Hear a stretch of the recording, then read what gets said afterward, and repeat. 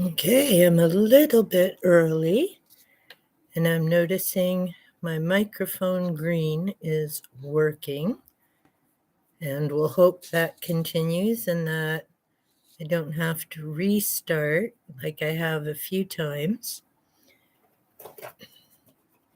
And I'm just grabbing my banned book file because I have a feeling there's going to be a lot of extra information going into here. I don't know, one of these days I might actually get onto a topic that doesn't suddenly spiral all over the place. But I'm glad that I've got my list ready to go. That's definitely gonna add to my reading for the year because making the notes is going to take a bit of extra time. And now with the banned books, I have a number of different articles to read. I don't know. I'm really starting to wonder how I didn't notice this in my radar before, but then there's only so many things you can follow at a time because it seems my public library has also been having events on this for a while.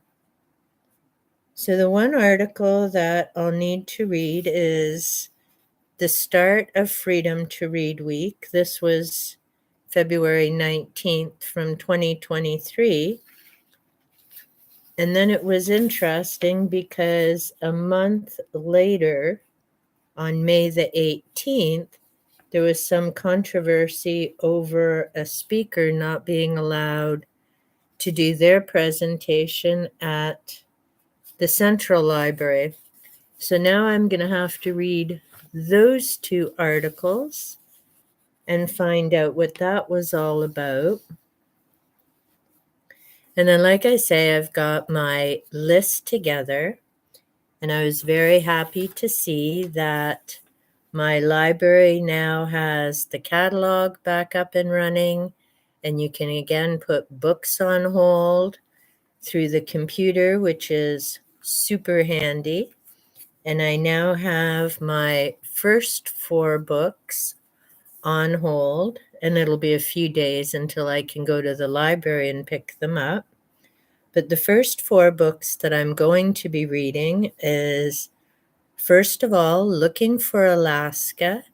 And it is the book that I remembered reading when I was working in a high school. And it was also on the curriculum and one of the books that students were reading. So I'm looking forward to revisiting that one. The Handmaid's Tale by Margaret Atwood. Now, I haven't read that since I was in high school, so it's been a long time, and I know there's a TV show now about it, but of course, TV shows are always a bit different than the actual book. So I'm looking forward to reading Margaret Atwood again. Well, hello, Spooky Dookie. How are you? Great to see you again. I've been wondering how you've been doing. Welcome. I'm just chatting about the banned books. I'm into one of the challenges. And so I'm just going through, I've got 4 of them currently on hold. The third one is Lord of the Flies. Now, I remember doing that. I'm pretty sure it was in public school. And it was an interesting read and definitely tells you about how humans change, challenges, different situations. And I haven't seen the movie of it. And like I say, it's been a long time since I've read it. But I do remember the story being important. And then the 4th book that I currently have on hold is Go Ask Alice. I've also read that, I think that was back when I was in high school, and I remember it being a very interesting story. So I'm looking forward to actually all four of those I'd read before. So this will be a revisit with each of them. And then when I do the videos on each of these books, I'll also be talking about why they were on the banned book list. In other words, why were they challenged? And then I'll continue going on to read some of the others as well. I did try to find Star Wars A New Hope through my public library, but they only have either animated or the graphic novel version, which I don't think is what was banned because the list, if I recall, had the author as George Lucas. So, oh, great. I agree, Spooky, for sure. I would love to see book clubs making a comeback. I know there are some around YouTube, some are on Patreon, and I'm not a behind the paywall kind of person. And sorry, I don't know why there's nothing changing with the light, but it's flashing back and forth. But that's one thing I'm kind of thinking as well in terms of book clubs. I mean, I used to be one in person years ago here, and it was good, but then we kind of ended up going different ways. But that's something I'm considering for my channel as well, is maybe once a month. And especially once I get StreamYard up and running, because you can have guests on. So maybe that will be what one of the live streams become, is just kind of a book club chat, who's reading what, and just being able to chat and connect about that. I don't know, I've got so many different ideas kind of all going through my head. But yeah, so with the banned books, and the one group is using, hey JP, good to see you. The one hashtag is hashtag 24BB, and that's, I mentioned in my video and my post, Beyond Books, Renee and MJ reading this life. That's part of that banned book reading group hashtag. There's some others as well. But so those are the four books I'm going to be starting on, and I'll do each as a separate video. And I'm looking forward to reading them. One, because at the moment I'm kind of deep into the Supernatural by Dr. Leo, I think it's Rook B, if I'm pronouncing that correctly. And so it's kind of not intense in a bad way, but there's a lot of years, there's definitions. I've had to actually grab my dictionary to figure out some of the words. It's yeah, it's kind of a challenging read and a bit frustrating, because at some points he'll say, oh, in the UK, this was how many people thought this, but he doesn't compare it to another country or anything else. Then a few pages later, oh, a US survey said this. And I'm like, are you just throwing things in to fill the pages? Like, why wouldn't you have, here was the UK amount and here was the US amount, and do some type of comparison instead of just, throwing numbers out. But so getting into some fiction will kind of be a nice little brain break. But starting to get the research going has made me excited, because it's been something I've planned on doing for years and years. And finally sitting down, and I've got like my little index cards that are starting to all fall into place and get organized. I've got a accordion file like this one full of pages and all the people um, that I'm going to be connecting. So, yeah, circle time, I think, would definitely be a great idea for sure, is just having people connect and being able to chat. And yeah, I think that's, a great idea of being able to do that. But yeah, so the research is starting slowly um, to come together. And so, yes, JP, I know you're looking forward to the Hoax or Holy Grail episodes. Um, yeah, if I was that organized, JP, I'd have had this done before. I think I've just kind of had to start reading again, and now I'm going to have to go back through all those books chapter by chapter. But the nice thing is, because and I guess, the good thing is my memory's working better than I gave myself credit for as well. So because I've done that massive reading over the last 2 years, and big pat on the back, I've read over 200 books in the last 2 years, the majority of them from my personal library, not the new purchases, which were part of that as well. But because I've read through a number of those, especially a big chunk of that was because of the Da Vinci spiral that I started twirling around on and all of that, because I'd had the secrets of the code sitting here for years. And I thought, okay, I want to read my personal books. And that's one of the books that's been waiting. But I figured before I read the secrets of the code, I needed to revisit the Da Vinci Code. And then it just became all the books that I've had sitting and waiting about the Freemasons and the Templars. And I'd read a number of the books about ancient Egypt, but I'd read them again because for some reason there was that between ancient Egypt, connections with the Bible, all of those events.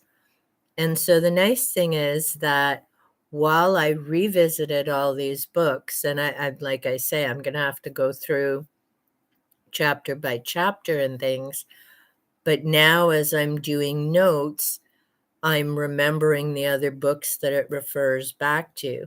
Like even with Supernatural, whether it connects back to concepts in the Celestine prophecy, as in, our thoughts and things that they generate, whether it goes back to the paranormal magazine that I was talking about a little while ago, or poltergeists and the paranormal.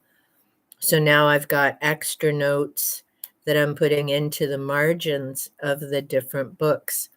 So it's, yeah, and actually, I'll go to that now as well.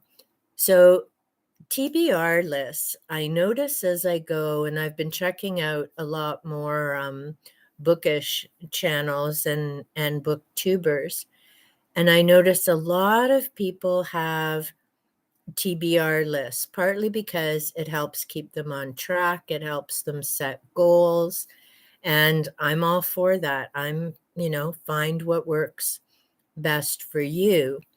But for myself, a TBR, I can't stick to it. I mean, when I ended up swirling along the Da Vinci spiral, Da Vinci was just going to be a revisit so I could read the secrets of the code. And at the time, I just needed a bit of fiction. I'd been immersed into a bunch of nonfiction, and I just needed a little bit of a break for something that I could just read, but didn't have to overthink and process as I was reading, if that makes sense. Then I read the the secrets of the code. And from there, I'm like, I've got 3 cubes of books that all relate to this. And then, so instead of getting to the energy healing books, that was my plan to revisit, excuse me, allergies. Awesome this time of year. But I was planning to get to my Qigong books, my Theta Healing, which I still want to read. I'm not a practitioner, but I'm very curious about different healing modalities. I wanted to revisit all my Reiki books and other things like that. Get to a book that I started on sacred healing, which is also a combination with Reiki and other principles. And those have now all been sitting patiently waiting for months because I went along with Da Vinci. Then I got into a bunch of other books. Who else did I end up? Oh, and then I got into Wells. Now I have one more book to finish my Jules Verne box set, 80 days.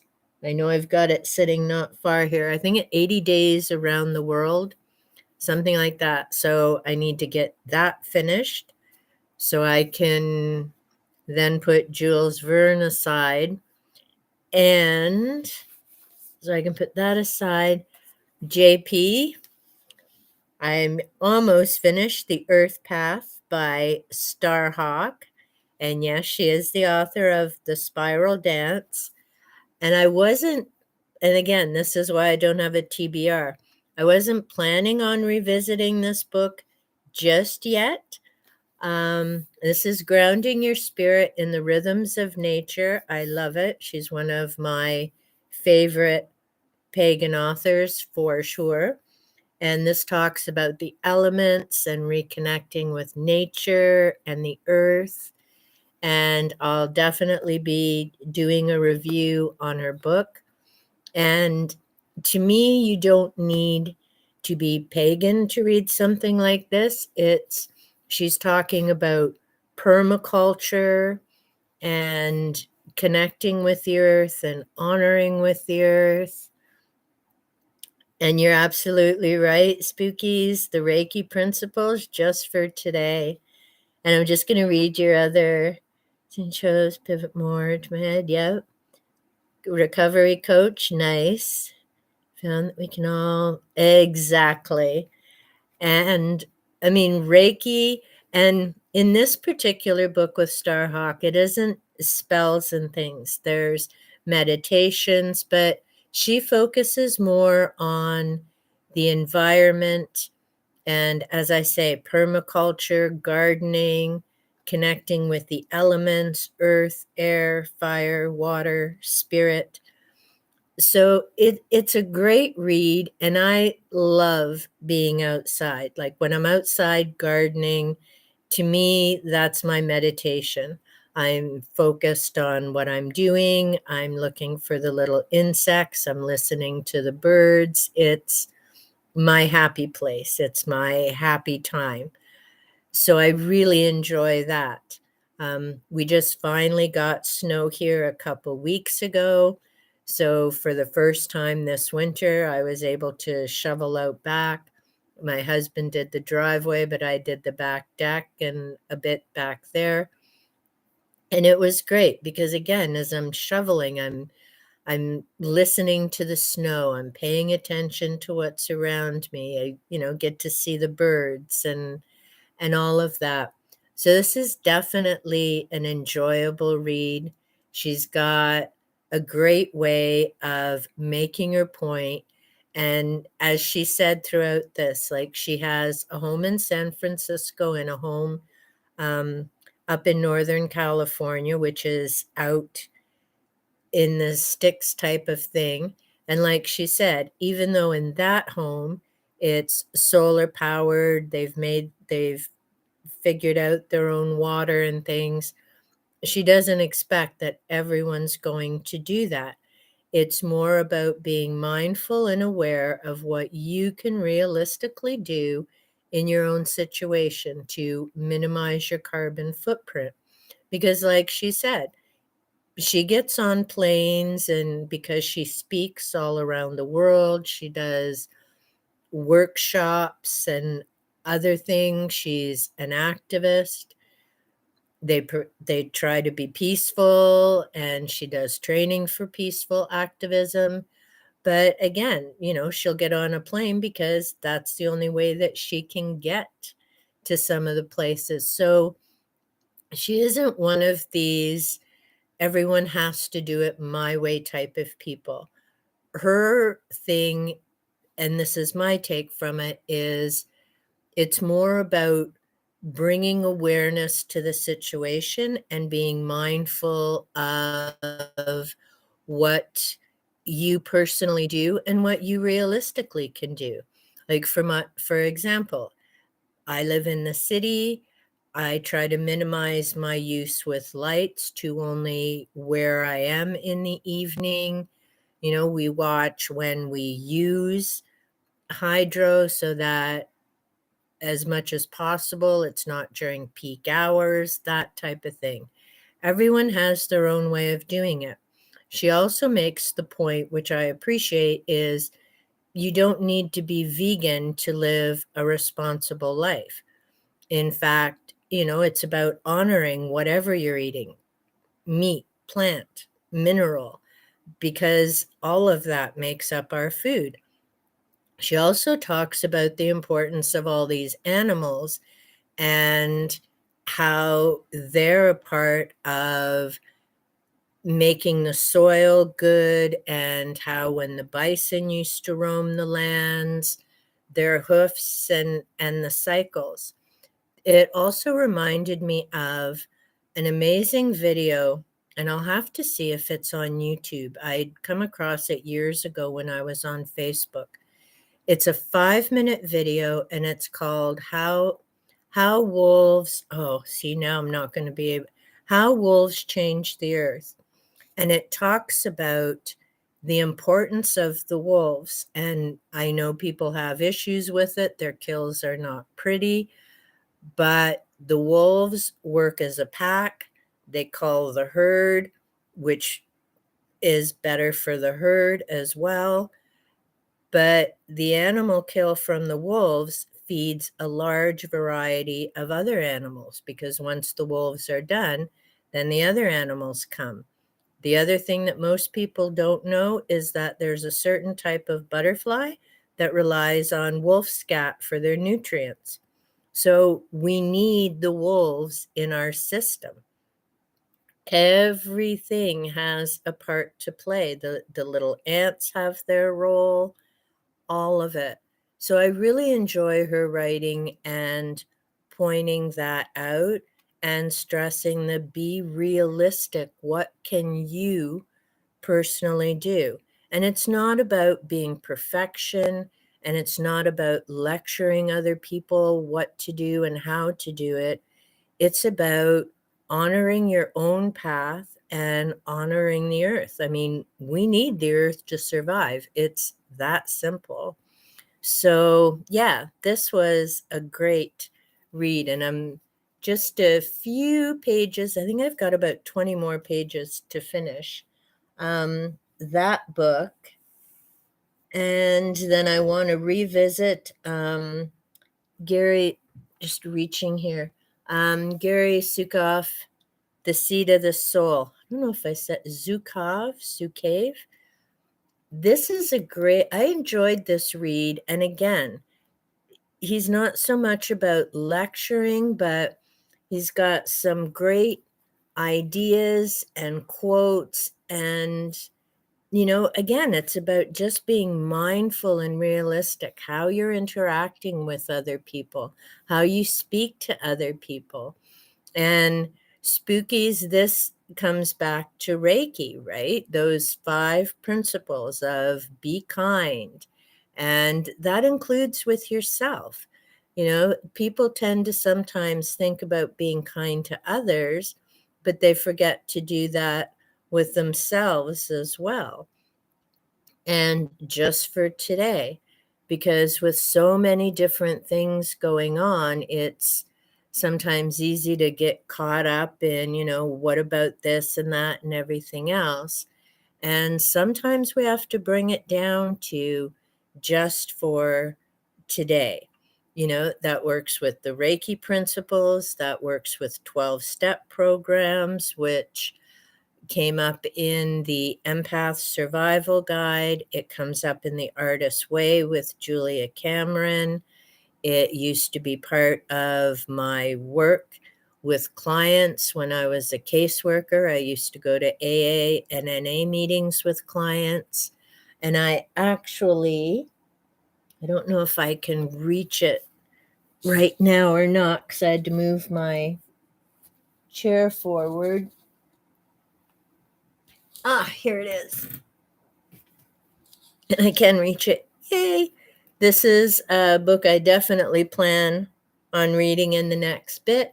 It's 12 Steps and 12 Traditions. And I have had this book for over 25 years. It is one of my most precious books, not only because it's a reminder of AA and one day at a time, but because it was a gift from one of my clients. And he and I used to go to meetings and we used to talk about things. And so he bought me this as a gift. So every time I look at this, I remember him, and he signed it for me, which I thought was super awesome. So that is definitely one of my most valuable books because it has so much meaning and memories to it. But when it comes to TBR, yeah, I find I pick up what I need when I need to read it. So I can't, and it's not that there's anything wrong with it, but I can't get into this month. This is the only type of book I'm going to read. And even with the banned books, I mean, I'm glad that, I've got a year to read them, because although I think most of them are fiction. I actually need to take a look at that, because now I'm curious if there are some nonfiction titles in there. But even though fiction is relatively quick and easy to read, depending on the author, but where was I go? Oh, so the TBR. Yeah, I just, like, even with the Earth Path, like I say, I've been planning to read that for a while, but yeah, it just suddenly the other day, I mean, I still need to finish Seth Speaks and a few of the others, but I'll comment on that in a minute, JP. But yeah, there's other books I've been meaning to get to, but I needed to read The Earth Path because it talked about, and I definitely need to highlight that page and write it out, because she talks about appreciating humans not as parasites. We all have different roles and things to play, and you can't separate yourself from being a human, regardless of what's going on.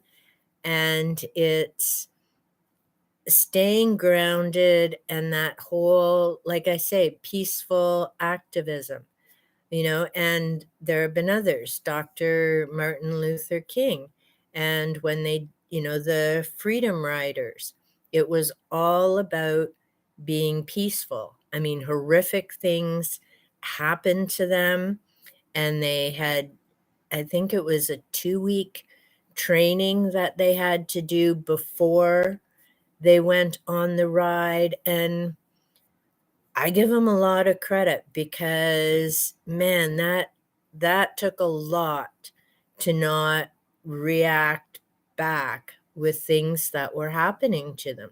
So it's a whole other mindset and a whole other way of moving through the world. So yeah, And I'm just checking that I haven't missed. Yep, this breath, all we have. Now, JP, is the Bible fiction? There is a loaded question because it depends on who you ask and their opinions. Some say it's mythology and just stories to make a point. I guess the best comparison would be like Aesop's fables, but not talking animals and not short, but parables, like Celestine Prophecy and The Alchemist, stories with a meaning and a purpose. There's another book that I did find last year called The Pagan Christ, and I'm not sure if I'll have that this year or not. I've got to kind of streamline things a bit, but that's written by a minister, and he definitely makes the point that the Bible is not literal, that it's, stories about how to live life and stories with meaning, but not actual people. And I thought, wow, there's something I wouldn't have expected to hear. So it's interesting. And other people mention, um, we've got that whole thing about Christmas. And yet there are so many sources now that say Jesus wasn't born in December. He was born sometime in the spring. I can't remember because different sources cite different months, of course. And then there are others who say they can't find anything in the records of, whether these people were, yeah, if they were real. They can't find things about Abraham or Moses. So that's a big conundrum. I haven't heard of Paul Masters, Dr. Masters Universe. Is that something online, Spooky? Because I haven't heard of that university before. Years ago, I took, and it was just through one of the correspondence schools, I think it was Stratford. They had a parapsychology course to complete, and that covered the I Ching, spirits, numerology, astrology. It was an interesting course. I'm not a parapsychologist. It was just not a diploma. Yeah, maybe I have it's not a degree by any means. I think it's a diploma, but like I say, it was a very basic introduction into all those categories, which I found fascinating because I've read different books about it. So it was interesting to just kind of get another take on it. Oh, okay, out of Arizona. I'll have to take a look at it. Are there particular courses that they offer? Yeah, I'll have to take a boo at that because I'm always interested in other things, and I'm always careful, especially about online stuff, and depending on who's put up the website. This book, The Supernatural, that I'm going through right now, the author actually, and it's funny, he earned his doctorate at King's College in London, England. And it's funny because King's College here in London, Ontario, is the social work school. So that was kind of fascinating. But yeah, he earned a doctorate in, oddly enough, modern witchcraft and, what is it, magic? I think so. I didn't even know that you could get such things. Oh, okay, interesting. Metaphysical ministry diploma. Definitely have to to look into that. That'd be a fascinating study for sure. Yeah, I'll have to check, see, I always boom, I'm interested in so many different things, and I love I mean, even if I don't, end up, going further with it, it would be a fascinating read. It's funny because I know when I bought my Theta Healing books, and I was talking to someone because someone else had mentioned they were doing the training. And so I thought, oh, this is something I'd like to learn about and find out what it's about. And this other person I was talking to is like, so are you going to be a theta healer now? And I'm like, no, I'm just, I like learning about other things. To me, it's fascinating. Yes, I've got my Reiki and I have my reflexology, and I'm good with both of those. I don't have my business anymore, and that's okay too. The universe puts us where we need to be doing what we need to do. So I still use Reiki for my family, for my fur kids, for my garden, and other things. So it definitely is helpful. I use reflexology in those points for myself as well. And the theta, yeah, it's just something that I wanted to read and learn about, just not something I'm necessarily going to pursue as a practitioner, but it doesn't hurt to know about different things. And maybe somebody else I come across may want to learn or hear about it. I mean, I have a ton of books by different psychics. Doesn't mean I want to be a psychic, and I certainly don't think of myself as psychic. That's just not my thing, but I enjoy reading about people who are, and different things that happen in their lives and their experiences. So to me, it's one of those, the more you know, if you explore and you begin to realize how interconnected so many things are. I mean, like I say, with all the reading that I've done in the last 2 years, it's amazing how much books overlap, excuse me, as my voice disappears, from all different genres. Like some of the fiction books connect back to the different things I've been reading or concepts. And the nonfiction books connect to whether I'm reading about ancient Egypt or vibrations, frequency, quantum physics. There's just so many connections.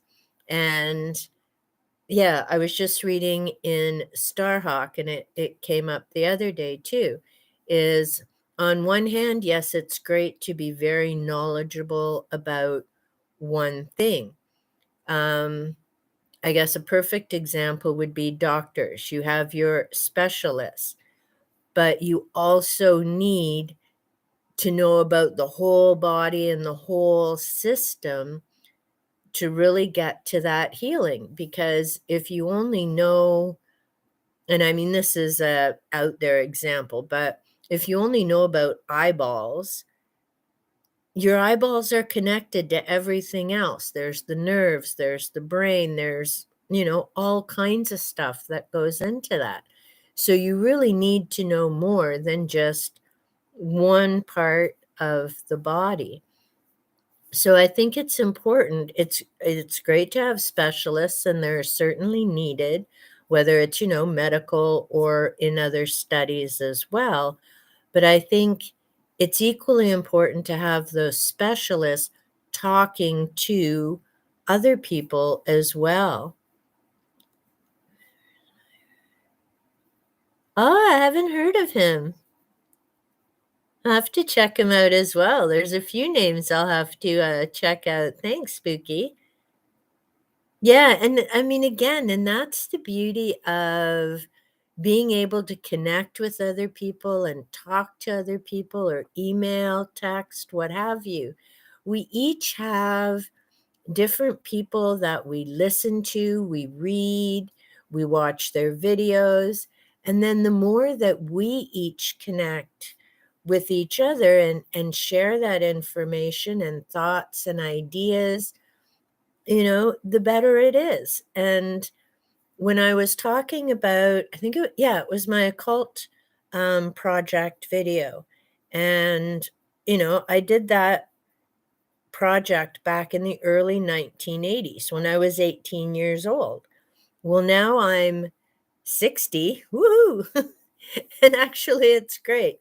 My age doesn't bother me, but the difference of looking at those subjects now compared to that 18-year-old, so with all the extra life experience that I've had, all the people that I've met, all the different conversations that I've had, the books, the websites that I've come across, I have a very well, in some things, a very different opinion. I mean, ESP for me is the same. It's people who can see into the future and predict or know about events that are coming up.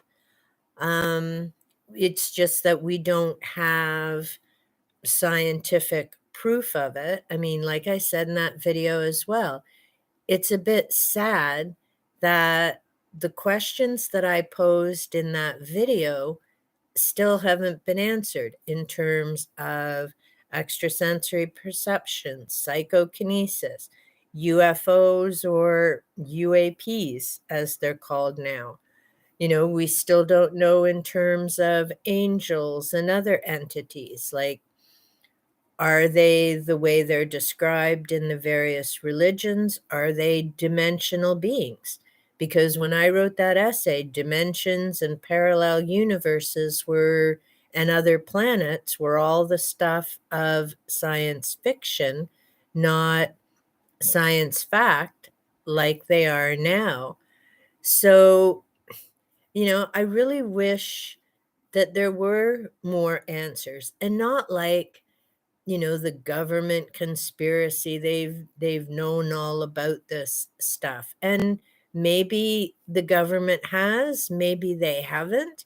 I just wish that there was a little more clarification about it. I mean, if they've had contact with aliens, then just say so, and I'd some people will lose their minds, unfortunately. But on the other hand, sometimes treating this stuff like hush hush, whatever, is what gets the conspiracy theories and other things going. Area 51, perfect example. If someone just came forward and said, this is where we test things, don't want people to know, or this is where we build certain things, whatever. But because it's all hush hush and people can't get near it and all of that type of thing, it just gets the imagination going. And of course, some people with their imagination just go, into infinity and beyond. So it would be great if they would just come forward and say something about Area 51 because, you've got these things, oh, this person's disappeared. And actually, I just saw, and it came up, and I'm trying to think because it came up in two separate videos recently. And the one was just about this individual, and he was Canadian. And I think he was from out west. And there was something about he had supposedly seen a giant up on a mountain, and he got a picture, but it wasn't a close-up, and how he was going to investigate it. And then he went back, and then he was talking about the CIA following him, which doesn't make sense because the CIA aren't in Canada. Just saying, they're American, pretty sure and I don't know why they'd be up here following a Canadian. So, anyhow, there was all this stuff about people following him and different things on, I can't remember if he had a TikTok account or some such thing. Then he came on, it was either weeks or something later, and said, no, it was all a hoax. But then he's looking off to the camera and, people are saying, oh, he was forced to make that statement. Then he released another video that, no, it wasn't a hoax. And then he's just kind of gone. But then the bizarre thing is all these people they can't find anything about someone with that name. So it's just another one of those very bizarre things. And that's an interesting point, Spookies, for sure. What would the reaction be if, Jesus or one of those figures came now? Would they think of him as a savior coming to spread the word? Would they lose their minds about, flashes in the sky and different things? That's an excellent question. I mean, and that's it with even reading things from the past, right? And that's where this big astronaut theory stuff comes from as well, with von Daniken and others, is the way they describe things. Was it their way of trying to describe a spaceship, but they didn't have words for it? I sometimes think, because I just finished Zach, and I'm looking that way because the books are there. Zachariah Sitchin's The Earth Chronicles, the 6 volumes. I still have to read the last one, which is separate from that, but it sums up all the books. And I keep thinking, as I'm looking at these images, you can't help but consider our mind is trying to make sense of what we're looking at from the ancients, whether it's, their pottery or carvings or artwork, etc. But when we're looking at it from a 21st or 20th, when some of these things were discovered, either a 20th century or 21st century perspective. In other words, we know about airplanes, we know about different types of crafts and all of that. So, for me, part of it is, are we putting our perception on their work? It's and I've heard about the emerald tablets, and I haven't found much about them, but it's something that I do definitely want to look into. But I mean, it comes down to, is it our perception, and are we the ones getting it wrong because we don't understand what their world was like at the time? Or I think about, the different meanings of words and how quickly it changes. And did the same happen back then? So that when people are reading these clay tablets and other things, are they just assuming that that word meant the same thing? But if it's from a different century, it could mean something entirely different, which of course would change the different meaning of the entire text. And I'm actually going to grab my pen and start writing some of these things down, Spooky, so that I can follow them up afterwards. Because like I say, I'm always curious about different things. Okay, so university.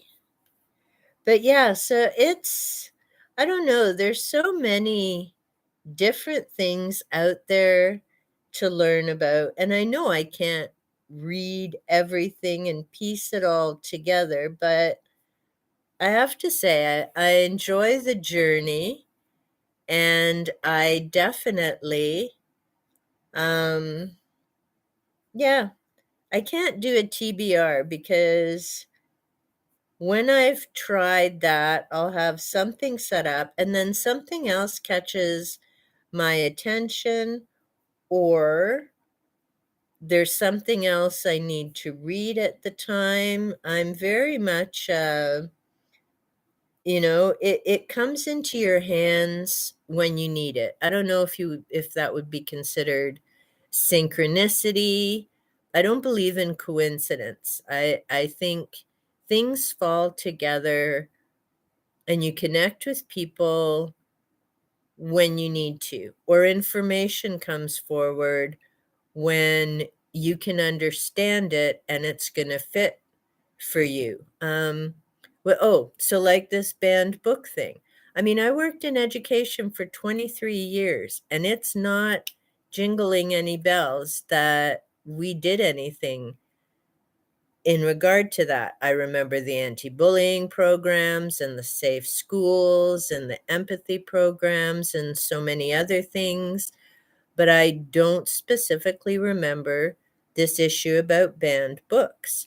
And that just blows my mind how I could have worked in education that long and not been aware of that. And then I hadn't noticed it through the libraries either. So I guess now was the time that I needed to be more aware, for sure. So I'm just writing this down, and then I need to read some of your comments. Well, and JP, that I just read your comment about and see, the thing is with translations, right? I'm always, and it's nothing against the translators, but because English is my second language, I know I fake it well. I sound totally English. Actually, it's because I've been speaking English since I was, well, probably before I was 4, because I was born in Canada, but my first language at home was Hungarian. And then, of course, when I went to school, that was English. And I had English. I knew my alphabet, all of that. My dad was very responsible that way. But up until I was 10, it was a combination of the two. Then when my dad remarried, my stepmother was not Hungarian, and it had to be English only, unless it was my dad and I just together, and then we went back to our first language. But I do know when it comes to translations, because when we went to my grandparents, they just spoke Hungarian. So I had to translate for my stepmother, or my dad did. But when we were translating conversations, it wasn't word for word what we said. When you translate the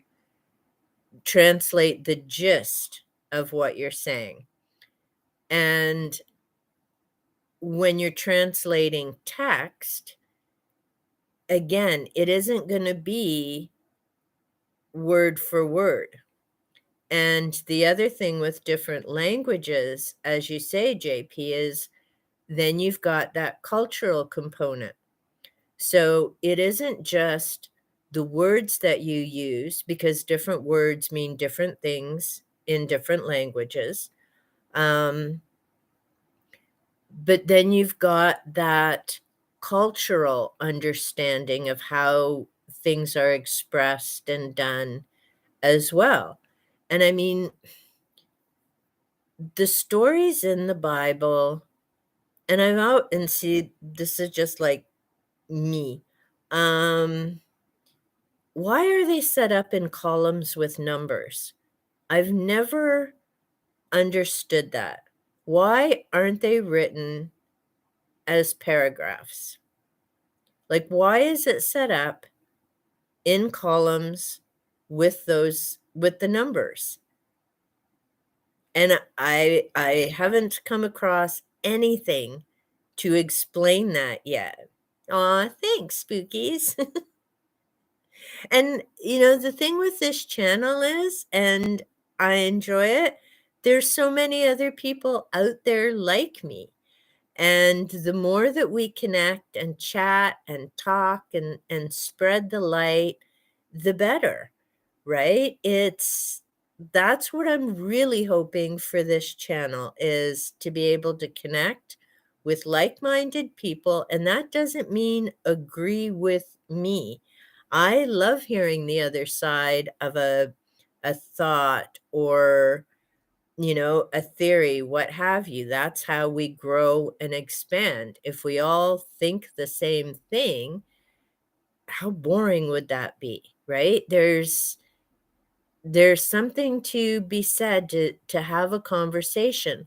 The important thing for me is to have that conversation with mutual respect, and to be open and honest about it, and not belittle someone else because they think someone different. We all have different opinions, and to me, the key is find the path that works the best for you.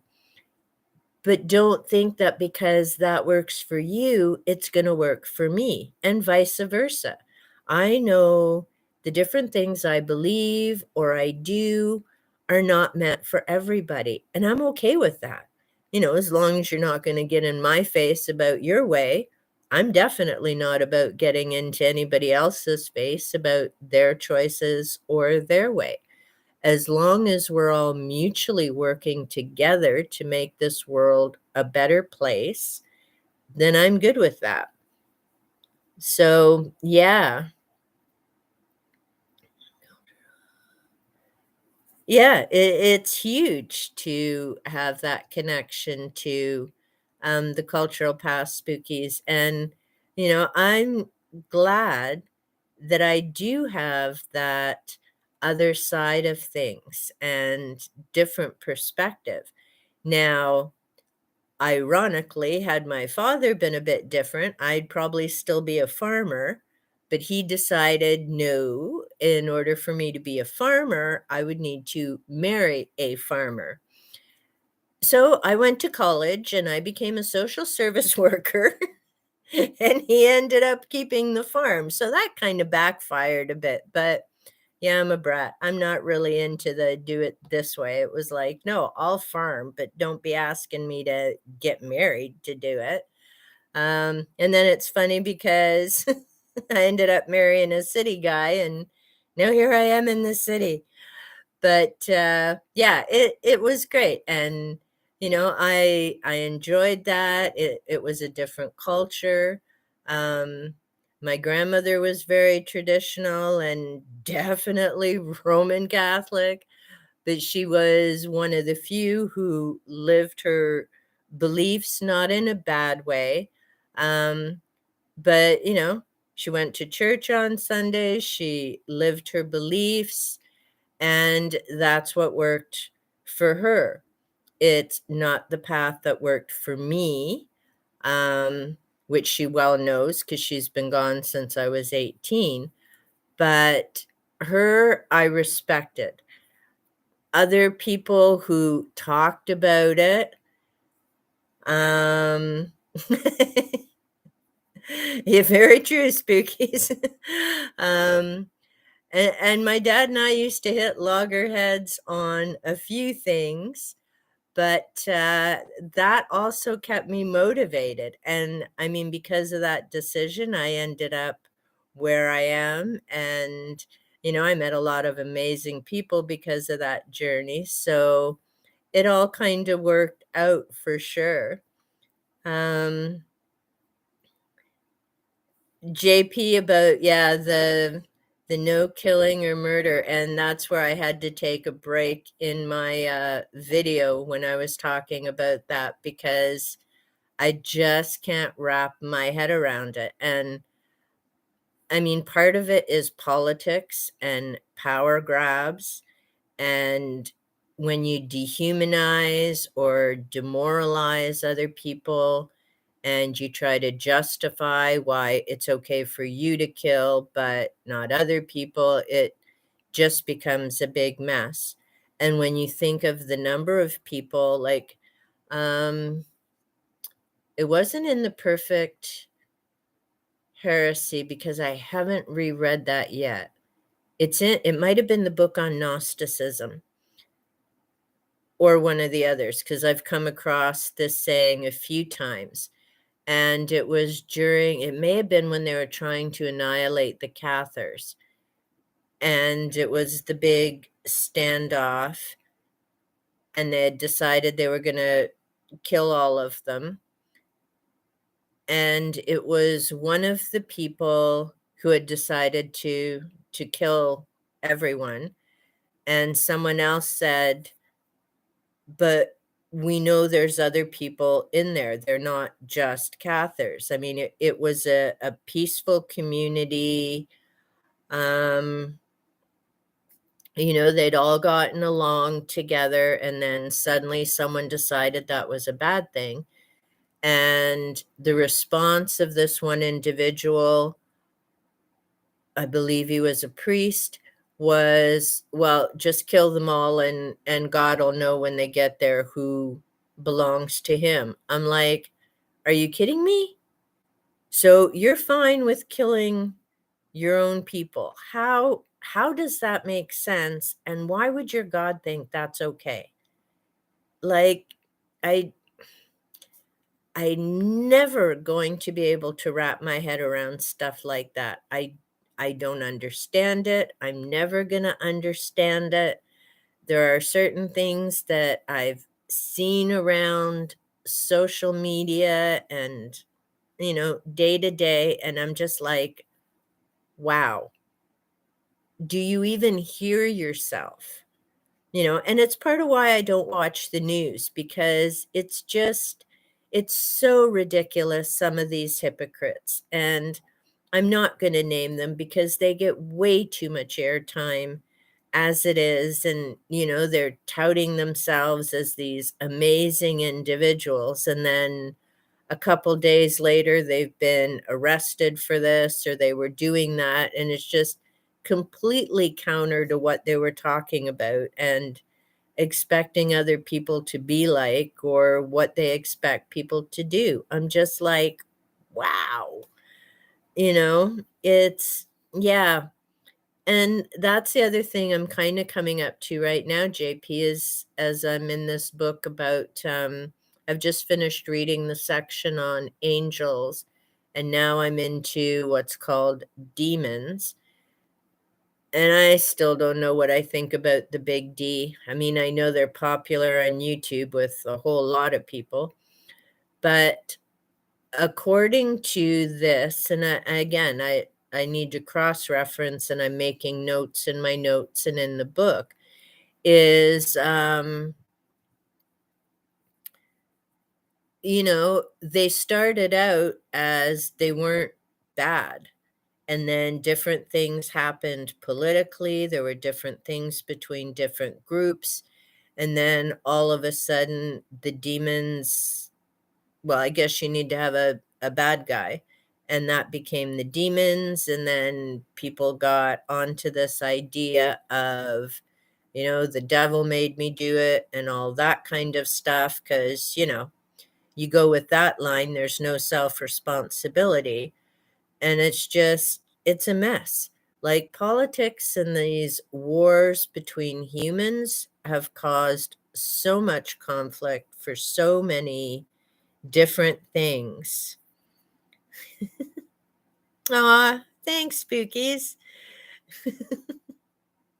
Yeah, my story is an up and down all over the place, but yeah, I try. There's days the light gets dim, but that's why I have a journal that I'm gonna start referring to it as my keyboard warrior journal, so that if I see something or hear something that irritates me, that's when I step away from the keyboard and I pick up that journal.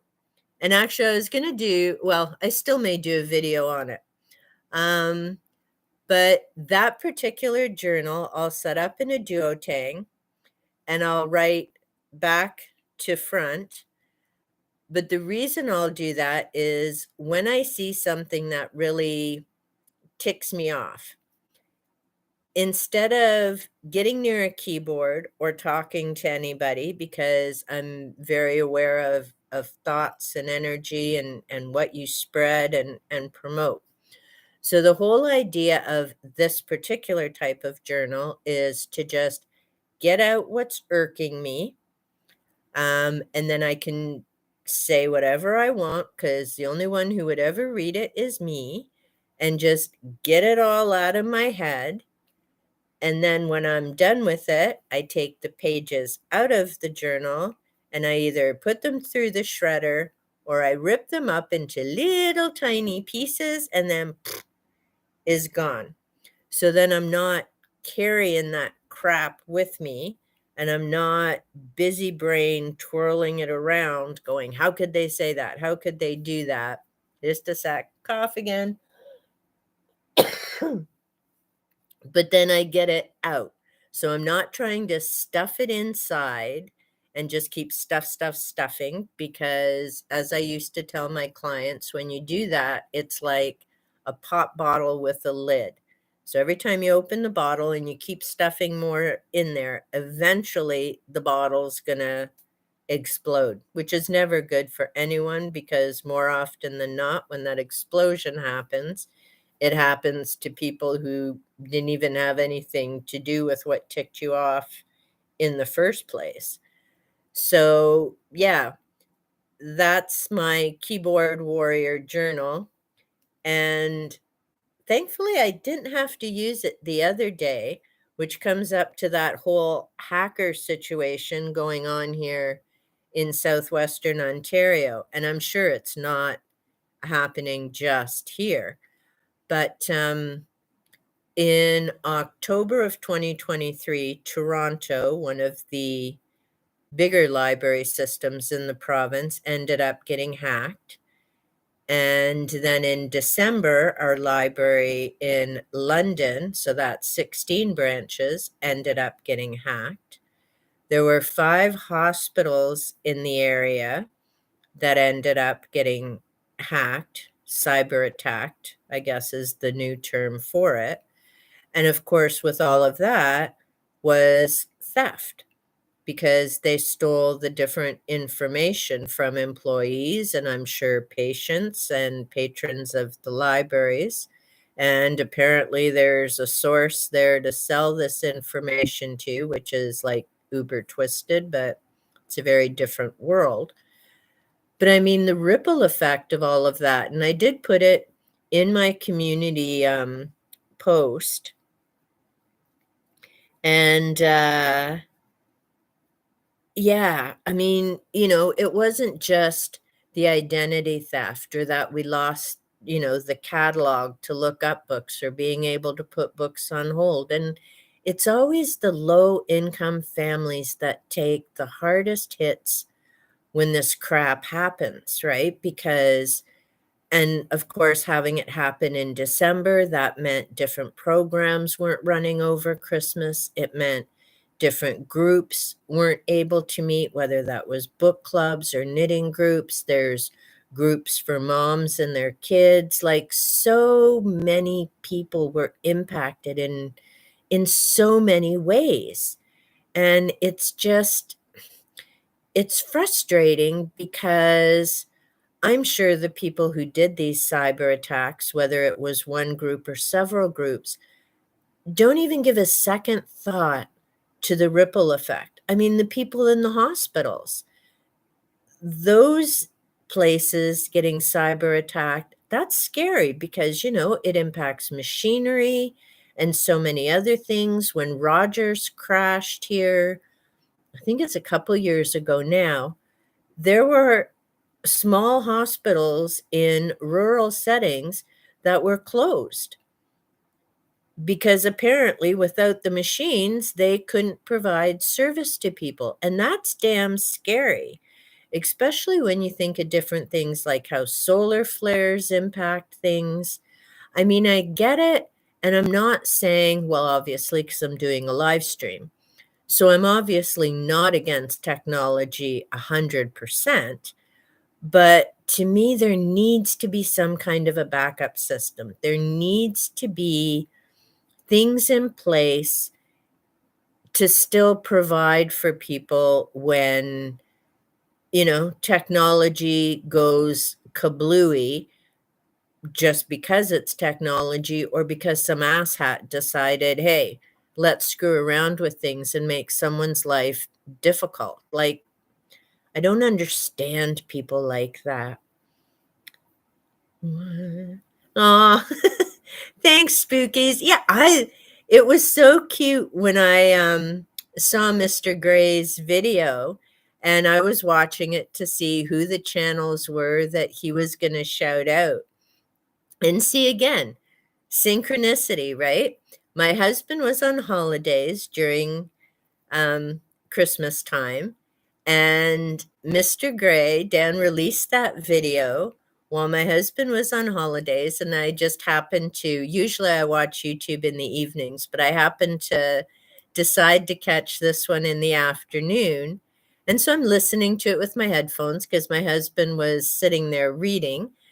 And all of a sudden, there's my fate. All of a sudden, there's my homepage, and I'm hearing my voice and Dan talking. I'm like, hey, you got to see this. Look who gave me a shout out.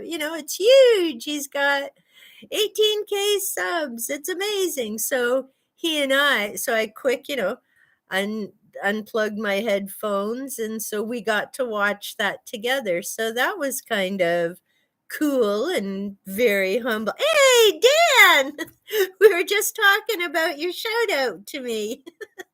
I was saying that hey, did you eat dinner? It's like awfully late there, man. You should have had supper by now. But we were just talking about your shout out to me and how I got to enjoy that with my husband because he was on holidays. And I just happened to, for a change, be watching YouTube in the afternoon. So it was cool because we got to enjoy it together. It's late, I'm up. Oh, you're up early. Hey, are you going on an investigation? Yeah, it's awesome. Now we got woohoo! 3, my top number for a live stream. Things are looking up. Oh, work on a Saturday? Yikes. But yeah, so that was I was also saying it was very humbling and it was very exciting to see, to me you're a huge channel. So to know that I'd made a difference and that you enjoyed my content, I was like, flying on the moon for days after that partly because I'm not in a position to financially support other channels. So it was nice to know that I'm giving back through my videos. So can't pay your bills, but Aw, well, I really appreciate it, Dan. It was huge for sure. Yeah, yeah, it was exciting. So now I have it saved. So if I'm having kind of a what the hell am I doing on YouTube kind of day, I watch your clip and go, oh yeah, that's why. Because I've made a difference and it's nice. I'm getting wonderful comments and I think I need to check because I got 2 new subs today. Woohoo! So I may be sitting at 150 subs, and I just a few days ago passed 250 viewing hours. Woohoo! It's a big week, I tell you. And it's a good thing that, I don't know what I'll do when I get 151. Yowza! That's more than I thought. Holy crap. Look at me gaining traction.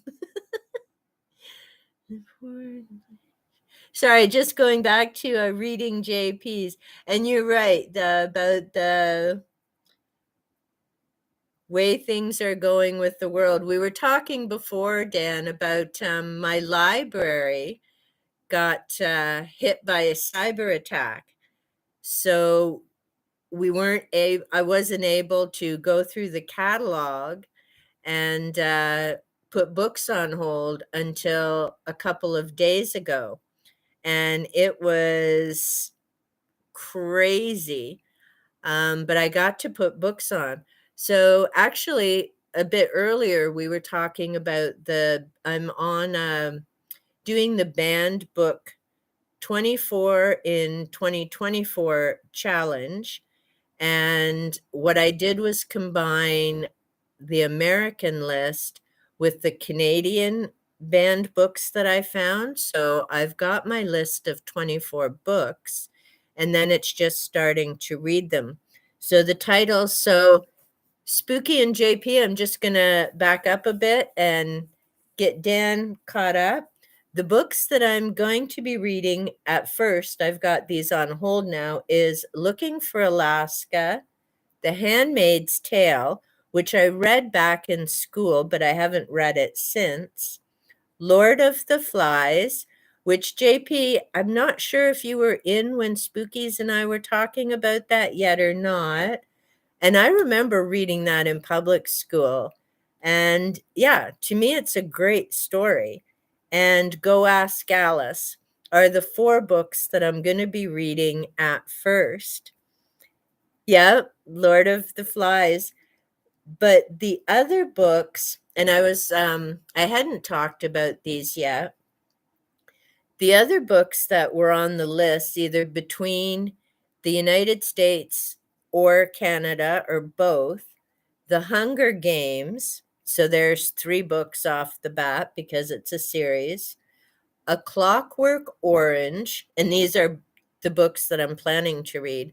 I saw the movie A Clockwork Orange a while back, but never read the book. So see what happens when you ban things? Then you make people curious. And Dan, you won't believe this. Star Wars, A New Hope by George Lucas is on the banned book list. Harry Potter, so there's a series of 6 books, and I've read them, so it'll be a revisit. A Brave New World, I've never read, but I heard about it. So I have that. They have it on the banned list. Now, what I'm going to have to do is go through and find out why each of these different books were banned. Some is violence or sexually explicit. Hard to say. 1984 by George Orwell, and I was planning to read that this year anyway because it's 40 years later. Now, I read that in 1983 and it freaked me out. But I'm so glad I read it in 1983 because it prepared me for what was coming with technology and Big Brother and all of that stuff. So I'm very careful about tech and stuff like that. And that'll be a slower read because what I'm hoping to do is make a video of 1984 compared to life in 2023. Because I figure, for Back to the Future, somebody did the comparison. I haven't seen anyone do the comparison with 1984. They may have, but I haven't seen it. House of Night series, it's teenage vampires, and there's 13 books in that. I'm not sure why that was banned. The Giver, which I read a little while ago, and it's actually was on our curriculum here in Ontario, because I read it when I was in high school. Now, here's the one that shocked me. The Holy Bible is on the banned book list. And I can't remember. There were different reasons for it. I mentioned Lord of the Flies. Anne Frank. her diary is on it. And I'm like, give me a break. That is an important book that needs to be read and gives a snapshot of history and what happens when, excuse me, humans against humans. It's yikes. The Golden Compass, I haven't read. So that's a series of, I think, 3 books. Barometer Rising, and I haven't read that before. And that was, yeah, so that puts me well over the 24 in 2024. But yeah, it's crazy some of the books that they've had. Oh, that's too funny. Well, one thing I'm kind of toying with is writing to some publishers and see if I can actually get permission, actually writing to some of the authors to see if I can read some of their books, um, or some of the short stories, because there's a Bram Stoker one I would love to read. It's called The Judge's House. And excuse me, there's a Ouija Brothers episode that would be perfect. Just one clip. And I think it's when they're at the Scarred Inn. I think that's the one with the staircase and the rope hanging down. And it's just the perfect image to go with that story. But I'd love to read. There's a couple of different paranormal books and the ghost story books that I'd like to be able to read more than just quote from them. So, yeah, there's, I don't know, and JP will get this with the Year of the Dragon and the Chinese astrology. There's so many things going through my head, and even with Hoax or Holy Grail, like I want to do those episodes properly. Hey, Raven Eyes, how are ya? Nice to see you. I haven't read Jodi Picoult.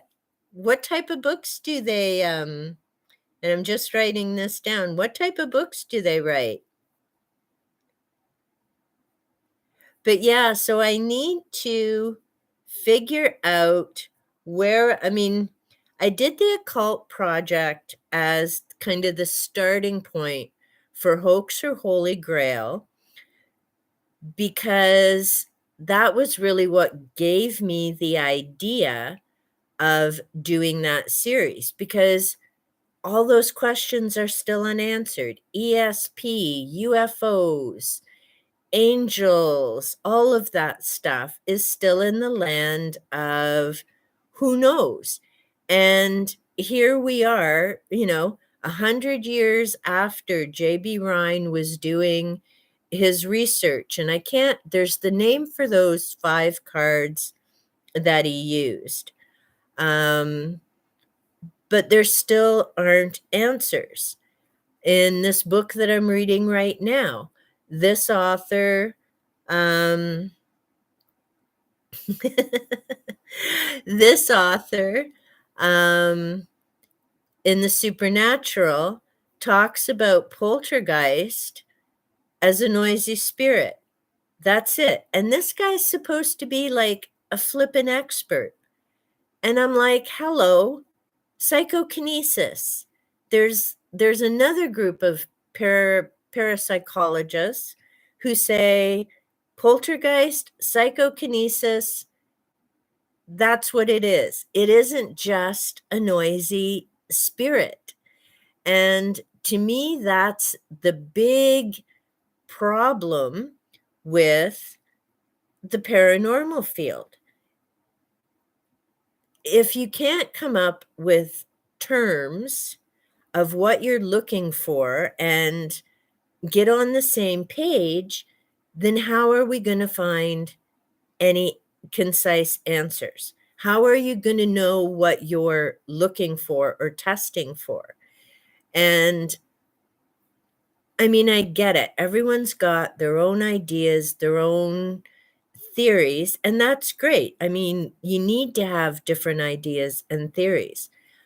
But I guess I think, like astronomers, when they say black hole, they're all talking about the same thing. Now they have different ideas and theories about it. So, yeah, I don't know. It's just frustrating that here we are 100 years later and all of this stuff is still questionable.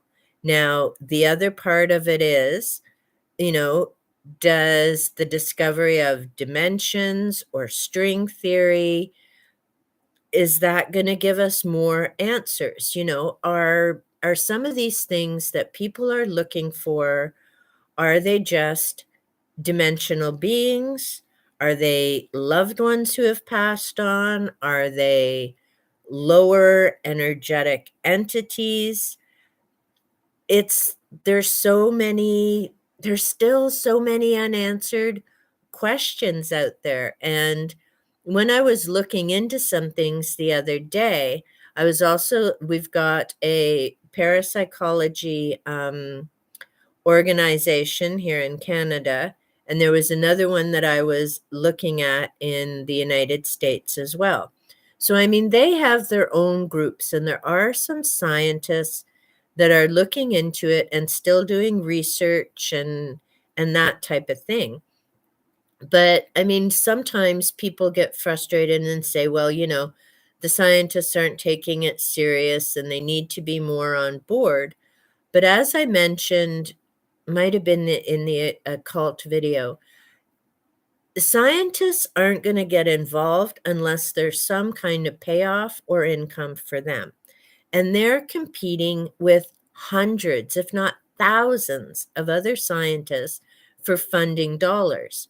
So unless you can, become buddies with is it Richard or Robert Bigelow? I can't remember the first name, but I know it's Bigelow, not the current owner, but the owner before of Skinwalker Ranch. I mean, unless you can get a buddy who's got millions of dollars to fund you, if you're going to get on board with research, you're going to pick something that once you find the answer is going to have some kind of payoff, either in extra funding dollars down the road or some kind of product or something you can develop afterwards.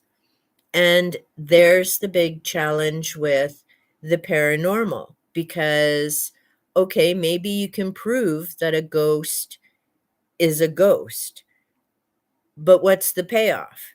Do you suddenly start opening up a phone line or something so that if your loved one's passed on, you can reach them? Is it Alexander Graham Bell?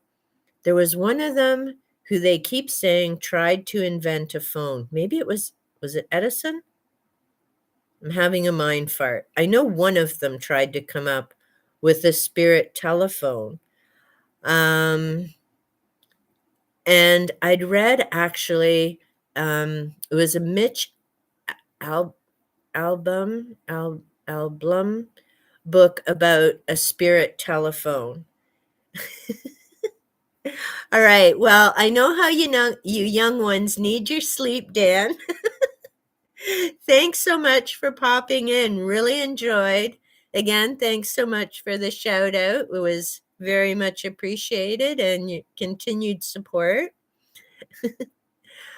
But yeah, I don't know, like they've really, good night, Dan, take care. Like I really think that it's hard for the scientists and they take a lot of flack for things, but people also need to understand what it's like for them.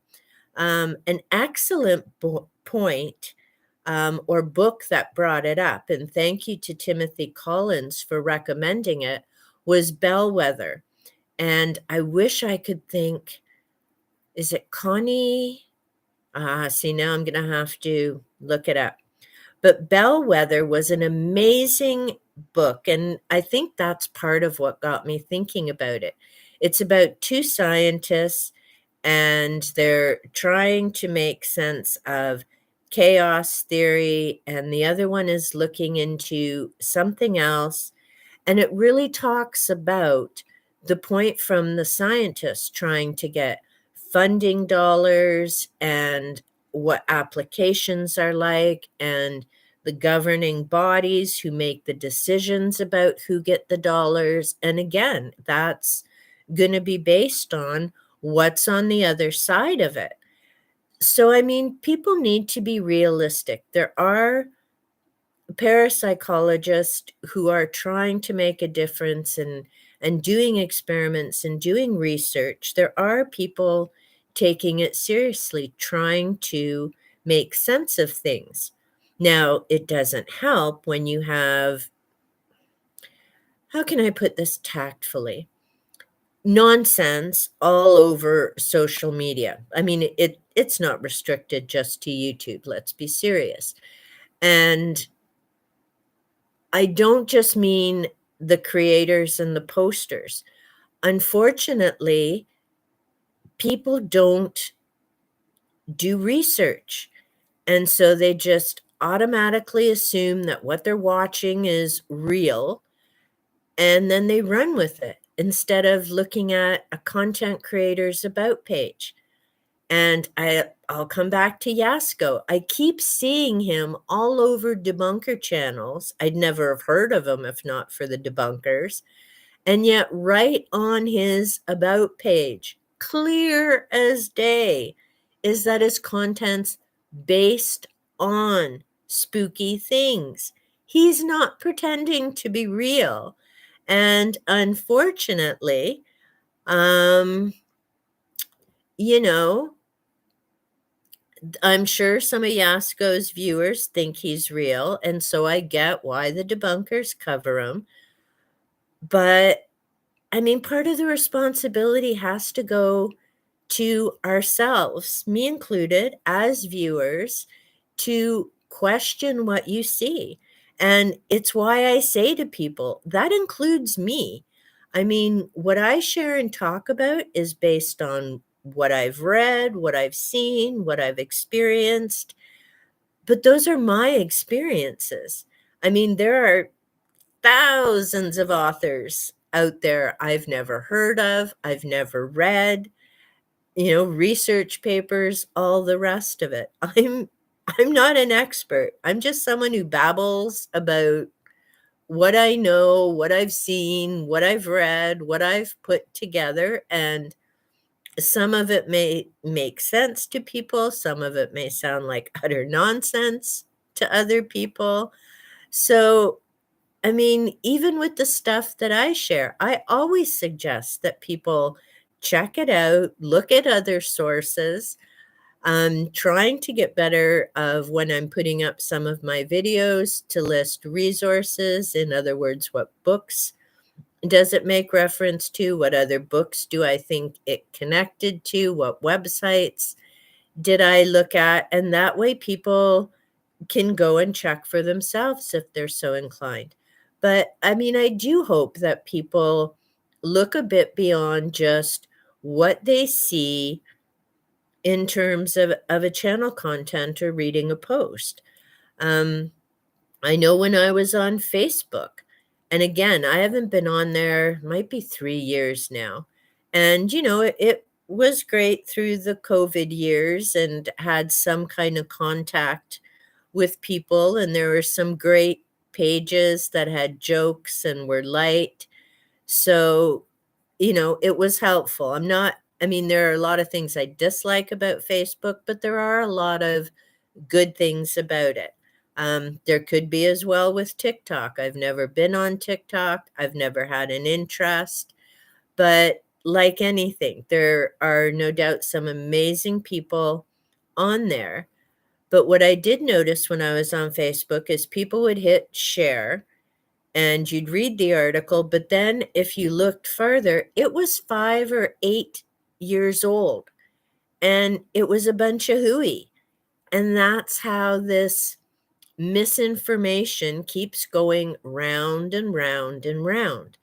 I mean, it's a shame that when something is known to be false, then it should be removed. But then you have people going, oh, but I have free speech and this and that and everything else. And it's such a slippery slope. I mean, it's like trying to ban books. And especially, like I say, the Bible. For me, it's a research tool because there are so many other books that I've read that quote from it. But of course, they pick and choose what parts to put into their books.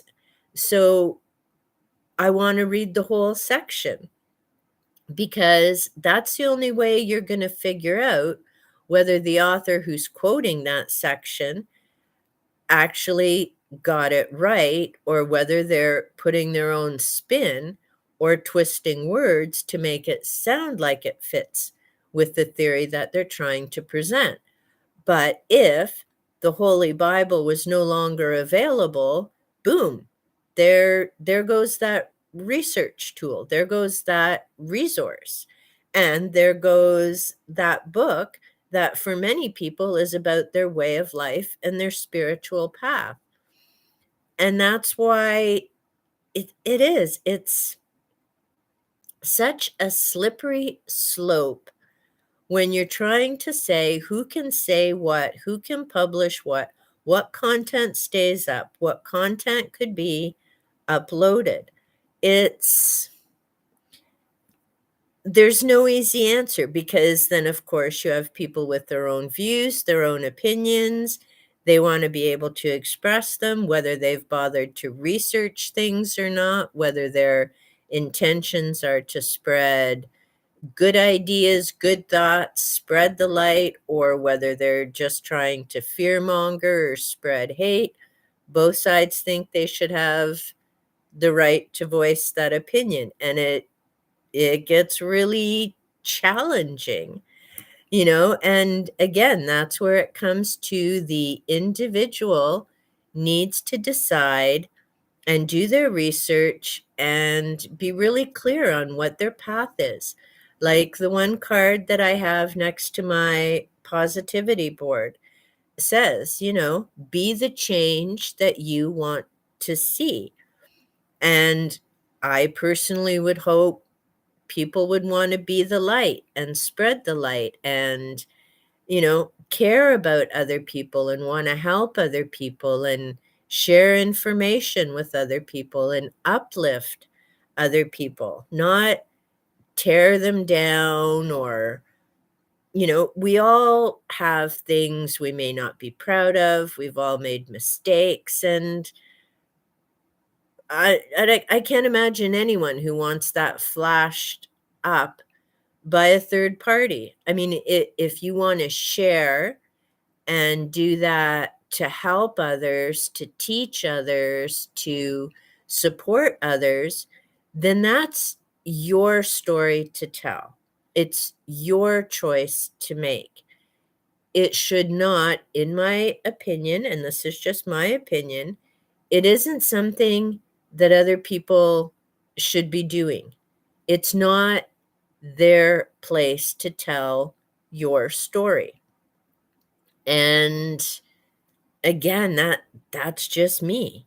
There have been times in my life when people have decided to go bibbling to other people about stuff, and it wasn't their place to say it. And it caused problems and repercussions, and why they did it, who knows? It's just, I don't know. To me, it would be such a better world, especially if the news would start focusing on what's going right instead of all this fear mongering, what's going wrong stuff. And yeah, I don't know if we're ever going to see that with the news. I mean, I check sound bites and stuff of it because, there's certain things I need to be aware of, yet somehow I missed about the library. Well, maybe it wasn't on the news, hard to say.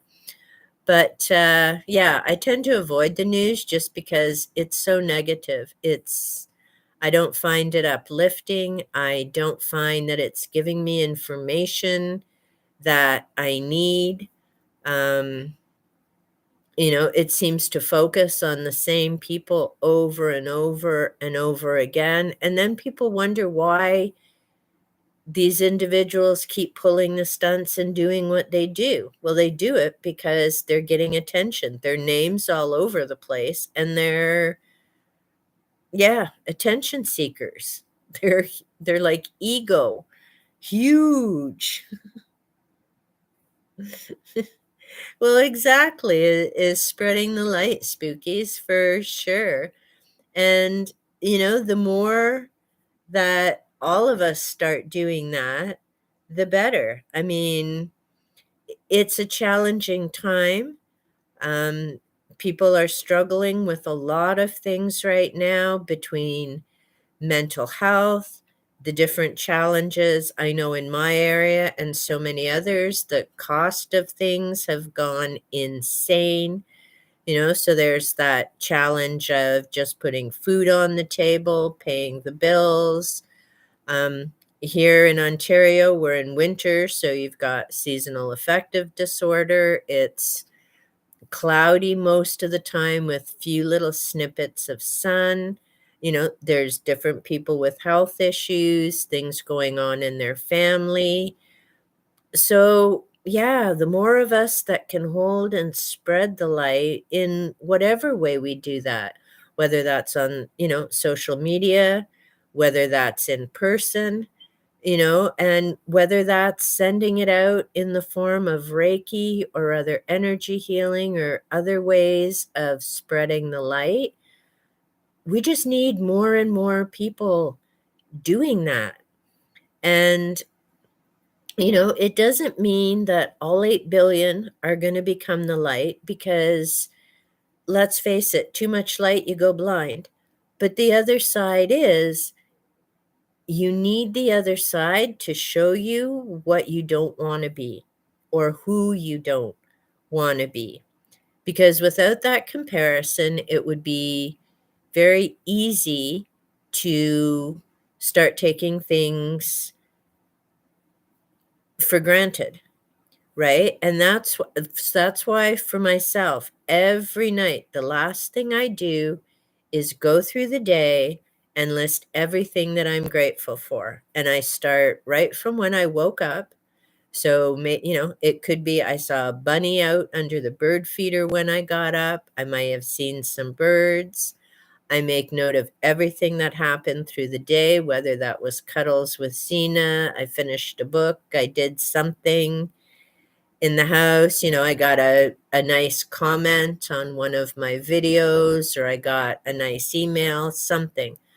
Every single thing I go through, you know, I thank the universe for all the gifts and blessings. I then set my, you know, could I please have your guidance and support tomorrow? Here's the things I'm looking at doing. And then I fall asleep. And since I started doing that several months ago now, and to be honest, it's funny, I can't even remember which book or why I started doing it, but it was a suggestion somewhere. And since I've started doing that, I haven't had insomnia. I've had insomnia since I was way, way back. Let's say since I was knee high to a grasshopper, which definitely gives you an idea of my age in that saying, because it's not a new one. But since I've been doing that, now the odd time I have, had some insomnia, and that's because the busy brain kicked in after I did my thanks. But it's been nowhere near as bad as it used to be for the longest time. So again, finding those things to do.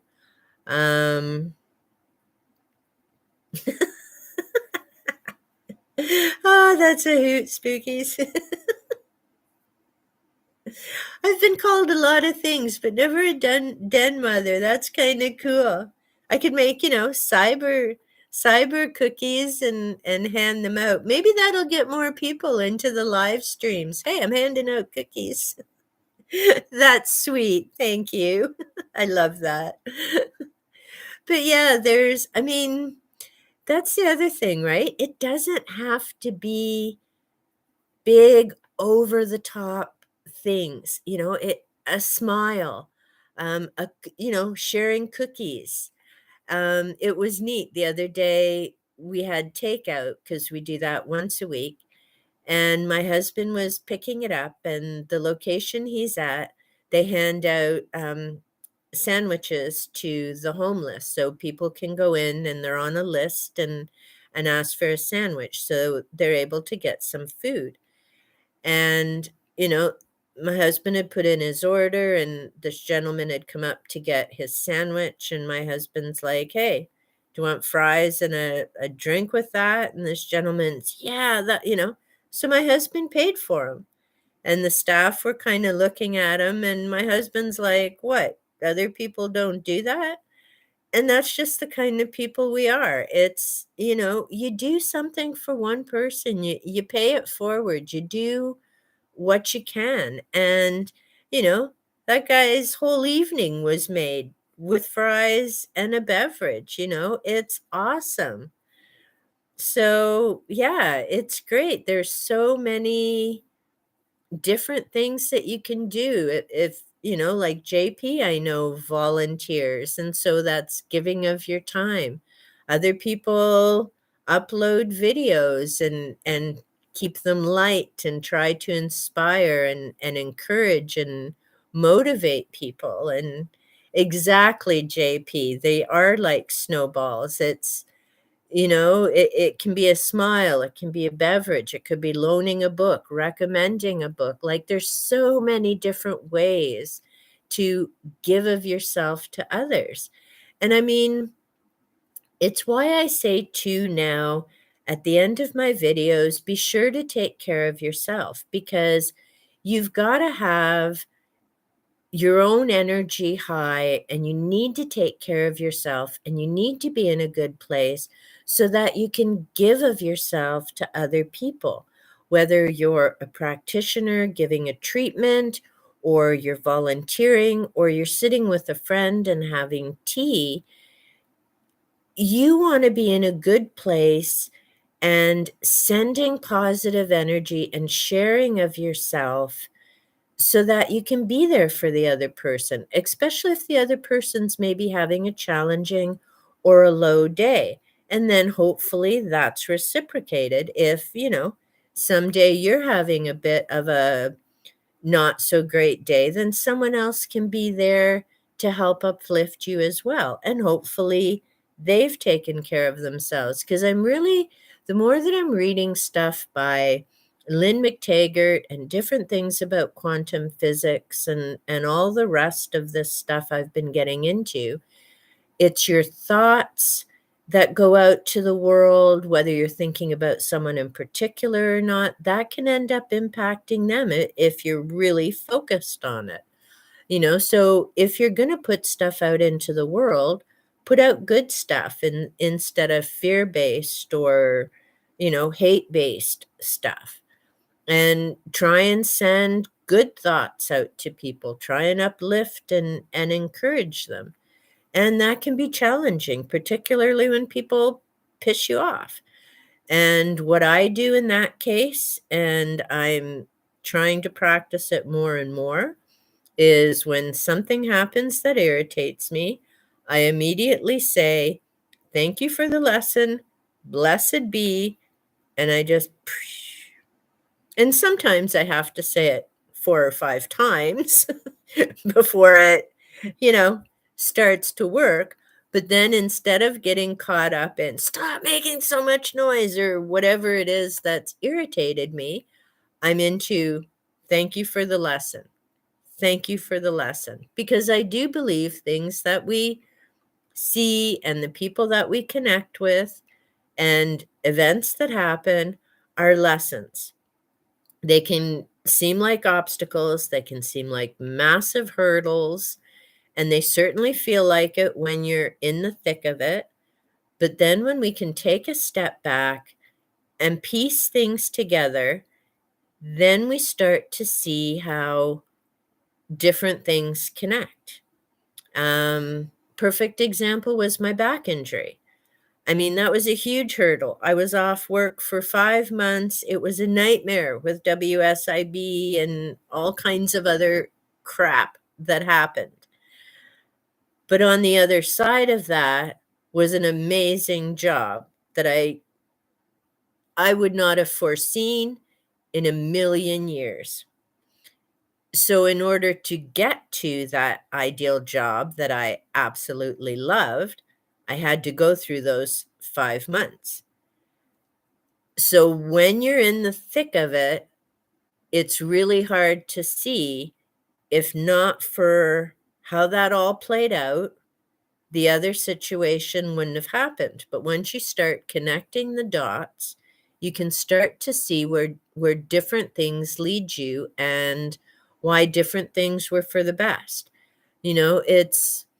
And I get frustrated with some of these books that are, oh, it's all, a nice smooth road, and if it's easy, you're on the right path.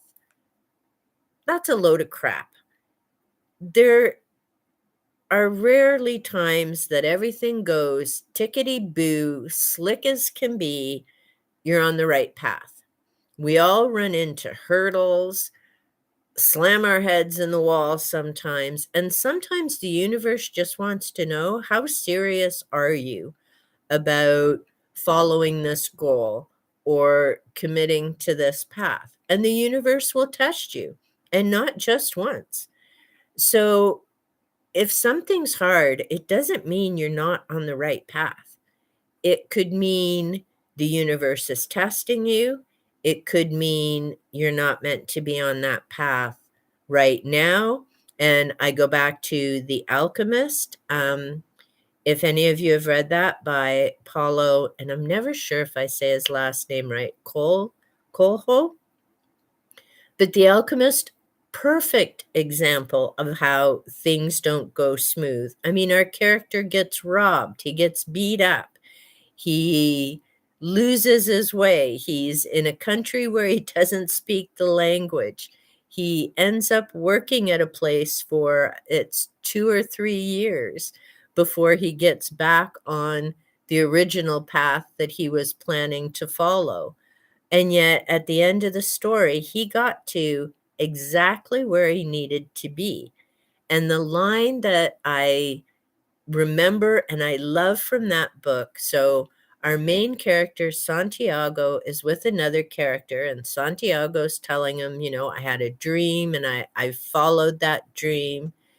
And the other character goes, yeah, I had a dream, but I'm not stupid enough to follow it.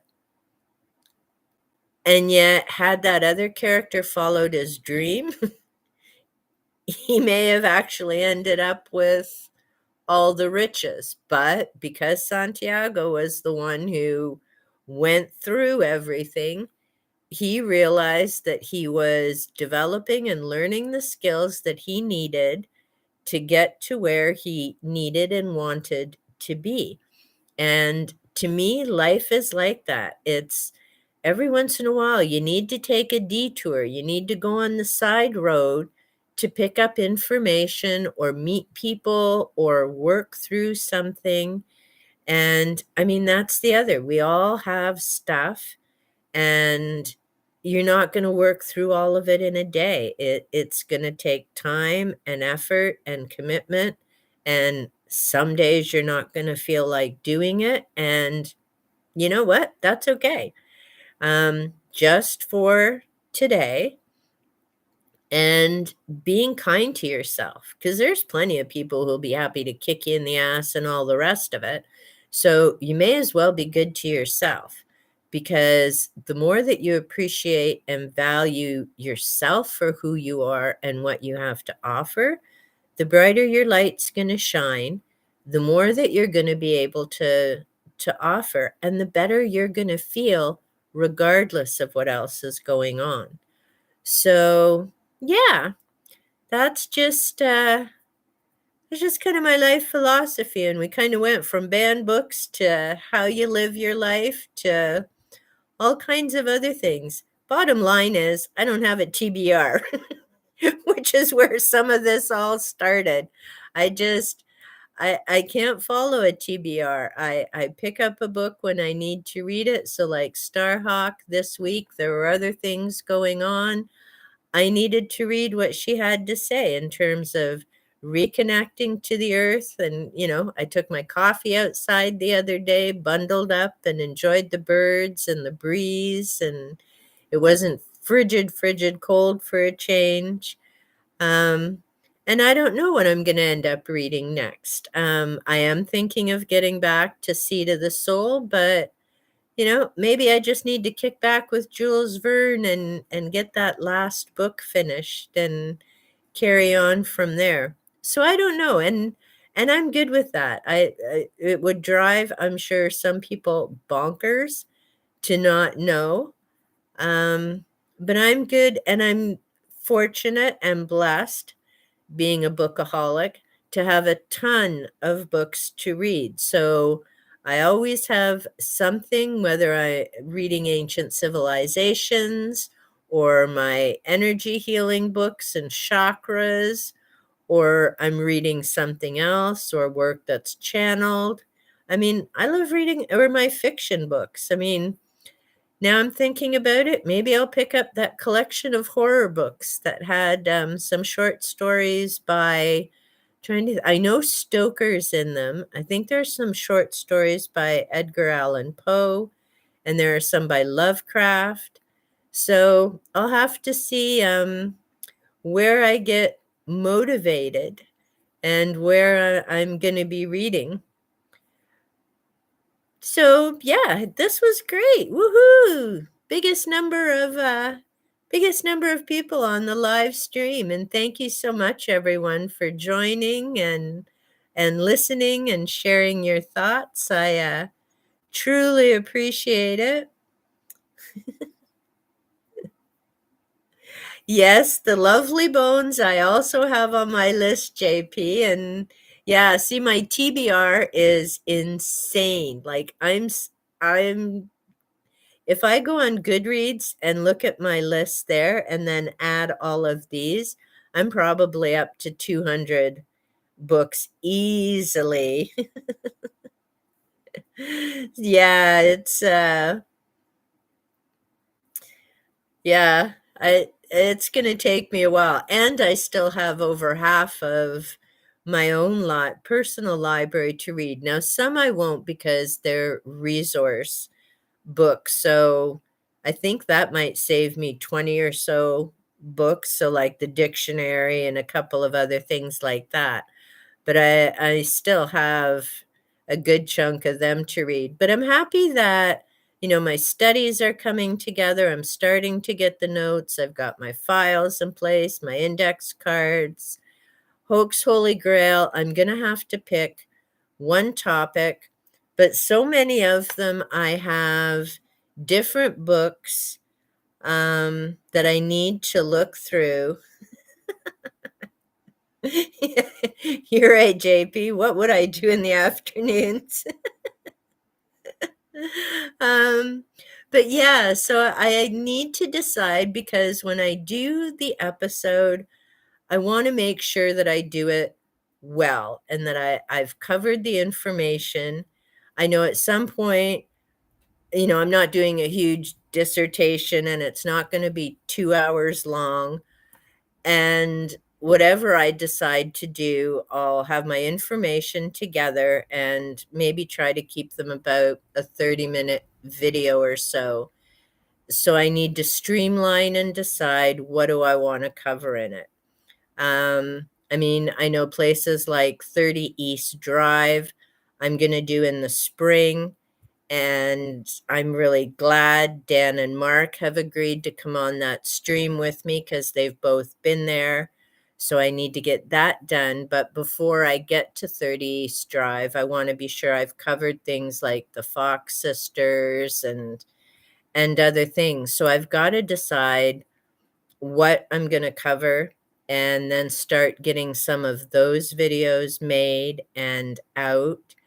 So yeah, it's going to be a busy few months, but that's good. It's nice because It gives me something to fill my days. I'm so excited, past 250 watch hours, so people are enjoying content. My next thing is getting people to comment more, but I'm glad they're watching. I definitely appreciate it, and I'm seeing, likes on the videos, so all that tells me that, there's people out there enjoying and watching. I know a couple of people who listen. Some listen to me on their way to work, so that's kind of cool because I'm like all over the world in people's cars. That's kind of awesome, actually. Other people listen to me at work, so that's kind of neat. It's like, me listening to the Moody Blues when I'm doing my research. It's that background sound and something to listen to.